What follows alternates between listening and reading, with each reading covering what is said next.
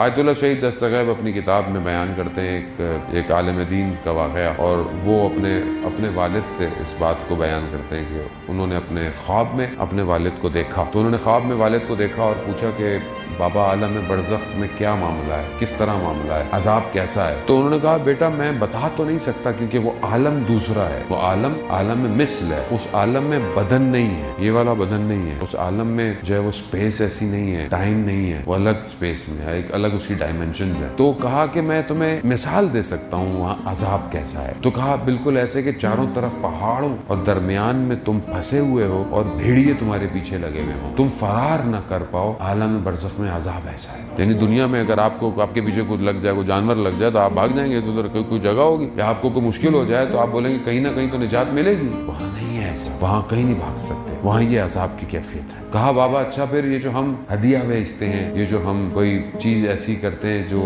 ثواب کے لیے ہو مرحوم کے، تو یہ کیسے وہاں پہنچتا ہے؟ تو کہا میں اس کو بھی تمہیں ایکسپلین نہیں کر سکتا، سمجھائیں، لیکن میں مثال دے سکتا ہوں کہ جیسے کسی بند کمرہ ہو اور اس میں عجیب گرم دھواں ہو، شدید اس میں گرمی ہو، اور ایک کھڑکی کھل جائے اور اس کھڑکی سے تازہ ہوا کا جھونکا آئے۔ جب تم کوئی نیکی بھیجتے ہو مرحوم کے لیے تو بالکل اس نیکی اس ہوا کی جھونکے کی طرح آتی ہے۔ تو ہم اپنے سارے مرحومین کے لیے ایک دفعہ صلوات بھیج دیں۔